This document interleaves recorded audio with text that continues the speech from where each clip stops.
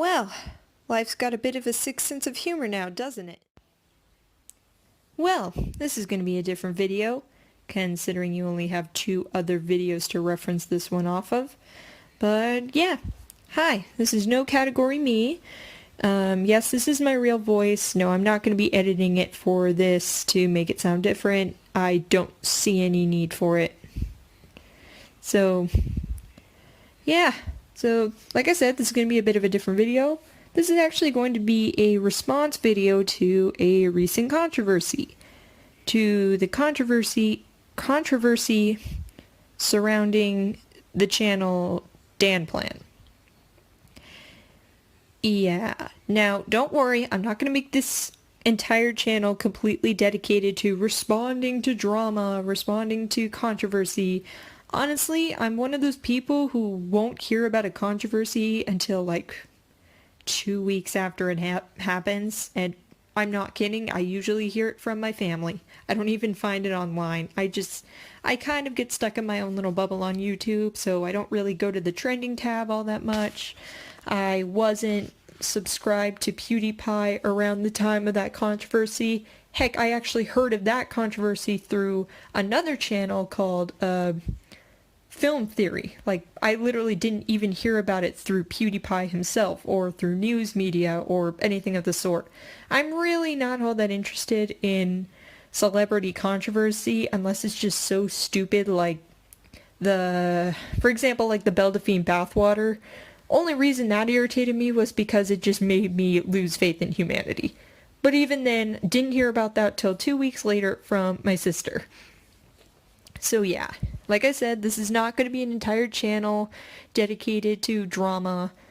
And honestly, the main reason I'm responding to this controversy in particular is because this is probably one of the only channels where the controversy actually surrounded, or excuse me,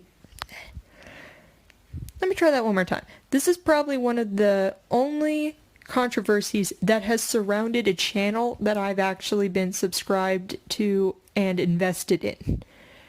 So, my brother ended up accidentally introducing me to this channel by watching one of their newest videos on our TV screen. He knows how to play YouTube on the TV, so he was watching it, and I happened to pass it while he was watching it in the living room. I asked what the channel's name was, he told me, he said that this was their newest video, and I watched it, and, well, needless to say, I got hooked. I have always had a fondness for the animation community, so I'm an instant sucker for those kinds of videos. But I even did go back and watch some of the ones that were, for lack of a better term, like, vlogging style videos. And I even liked those ones. And I was like, I really like this channel. Heck, I was actually even considering buying the 2mil merch. Except at the time, I had already gone through so much money, and I was like, honestly, I don't have the funds, and honestly, it doesn't really match much that I have. Sorry guys, I'd love to, but I can't. And that might have actually been for the best, considering this whole thing happened right after they hit 2 million subs. And it's funny, because now they're going to have that 2 million sub point again. Well, if they have it again. But if they do, they're going to have it for a second time. Yay, 2 million twice! Yeah, they actually just hit 2 million, and now they have gone back down to 1.97 million last I checked. That might have gone down more, who knows. So, I actually also found out about this controversy by accident. I went to watch one of DanPlan's videos, noticed their subs had dropped, and I saw Steven's video. And I had seen a few of his titles. I had never actually watched Steven's channel before, because while it did kind of pique my interest, I honestly kind of thought they were more joke videos of him, like, pretending to boast or, you know, kind of playing the character he did on DanPlan. The video titles kind of seemed to be joking, so, excuse me, so I wasn't really expecting a serious video. But then I saw that, and then saw the video called Actually I Quit DanPlan, and I went, wait, is that a serious video? Watched it. Turned out it was.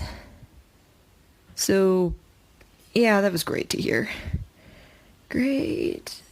Don't you love it when even your favorite creators can't stop letting you down? Yay.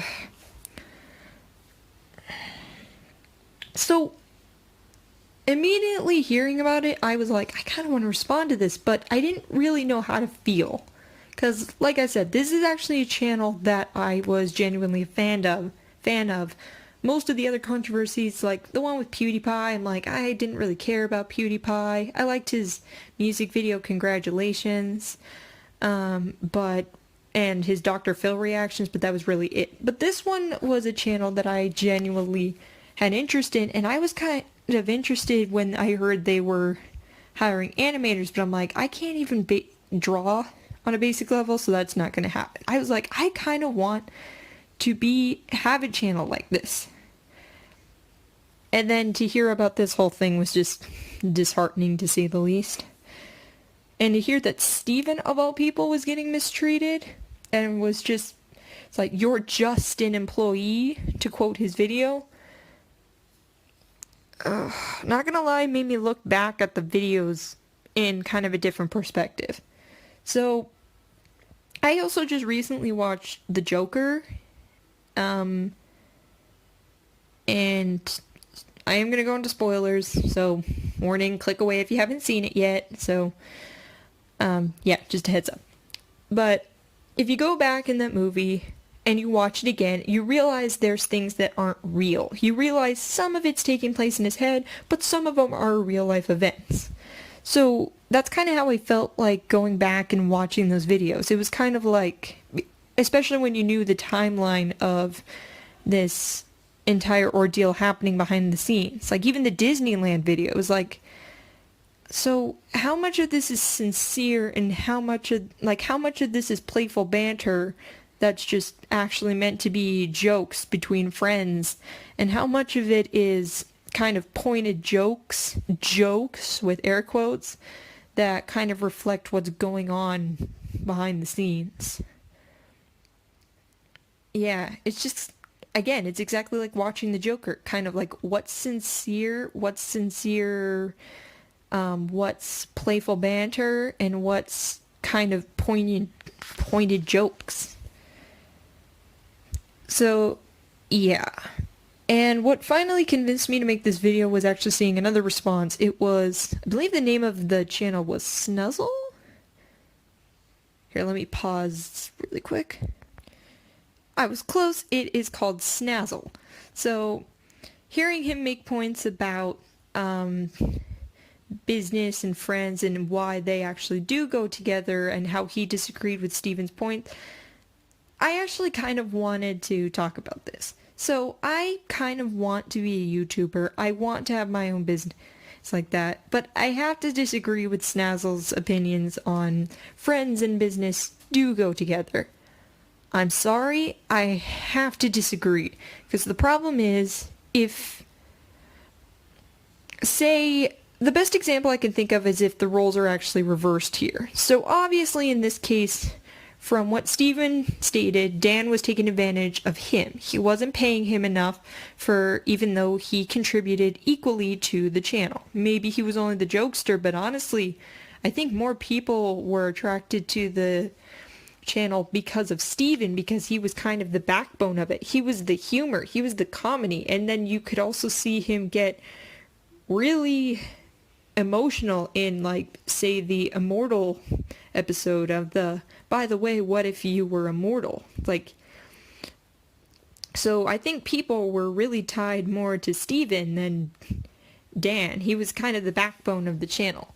So, I was going somewhere with this example. Oh, right. So usually when I think of an example of why business and friends don't go together is if you're, say, your friend's boss. So say you're Dan in this case. Let's reverse the roles really quick. So Steven is taking advantage of Dan. that is not actually what's happening. This is a hypothetical, just to clarify. But say Steven was taking advantage of Dan. He wasn't doing his job. He was demanding to be paid even though he wasn't really contributing to the channel. Like, if he actually wasn't contributing. Again, this is purely hypothetical, but I'm just saying let's reverse the roles really quick. You are their manager, but you're also their friend. So you have to sit down and have that talk with them. But because you're their friend, like, if you do think, hey, this person is taking advantage of me, you know, should I stay friends with them? Because maybe they are still a good person. Maybe they're not a great person to work with, but, you know, they're still your friends. But because now you've had that business action of, like, maybe you fired them, or maybe you explained to them, hey, you need to do better, and they get defensive, it kind of puts a strain on your friendship. So honestly, I don't... Now, obviously in this case, it was Dan who, I guess to an extent, I mean, honestly, he was running the channel. So he is technically the boss of the channel. It's his channel. It's in the name. But he was taking advantage of Steven. But so going back to those roles, now you have to have that discussion like, hey, I think you're taking advantage of me. Granted, this time it's coming from Steven. It's like Steven saying to Dan, hey, I think you're taking advantage of me. And to get a response saying, you're just an employee. I mean, I'm pretty sure that says to me, you're not a friend to me, or you're whatever to me. But again, I think that just kind of proves the point that it's maybe not necessarily impossible, but it might be better to separate business from friendships. Another good example, this is a little bit different, but like, say, ABBA. Kind of an older band. Sorry, my parents like to listen to older songs and such. So ABBA. If you didn't know, the name ABBA actually comes from the first letter of each of the performers' names. Now, it was made up of two couples. So what do you think happened when one of those couples got divorced? Bit of an issue there, especially if you still have to perform and be a band. Now, in this case, it's not as severe. They're both friends. It's like, okay, friends move on. Divorce is a little bit trickier of a subject, but I think this just kind of proves that you can't really do a business with friends all that well. Heck, I'm even kind of against family businesses, because I think the minute like someone is like, hey, I think I want to do something else, or hey, I think there's some, like, I think you're taking advantage of me, or I think you're trying to push me into something I don't want to do, it does cause strain in a family. Whether it's a family business, a friend-run business, drama happens. I mean, it happens at normal workplaces. Now, I mean, friends have falling outs. You hear about drama at school, like, oh, they're fighting over a boy, and, you know, if it's gonna happen there, like, imagine what happens when you bring in money as another variable. It's like, oh, I don't think I'm getting paid enough, or, oh, I think you're taking advantage of me, or you realize they are taking advantage of you. So, I feel like it is almost impossible to remain friends in a business environment like that. Obviously, you can still have a relationship. Obviously, you can still, like, have some form of relationship, but yeah, I have to agree with Steven when he says friends and business don't mix. Because, well, DanPlan's fall is kind of proof of that.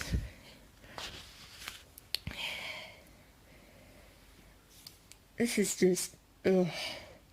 It's like, so I haven't unsubscribed from DanPlan. I'm tempted to, but at the same time, I don't know what to do. I say that honestly, I don't think friends and business mix, and I think this is exactly why. I think if you become friends over time, maybe that's the only situation in which I can think of it working. Like, you start out as strangers, then become friends, but even then, friends have falling outs. And then you've got, in this case, you've got Hosa, the poor, I almost call this, sorry, I'm going on. I had like some notes. I don't have a script, but I had some notes just to keep me on track, but I'm going to go off them for a moment. I think of Hosa almost as being the poor kid between two divorcing parents. Because obviously you're still friends with both of them, or you still care about them and love them, but, well, they're separating. They don't love each other anymore. I mean, it's pretty simple. I mean, it's basically right on.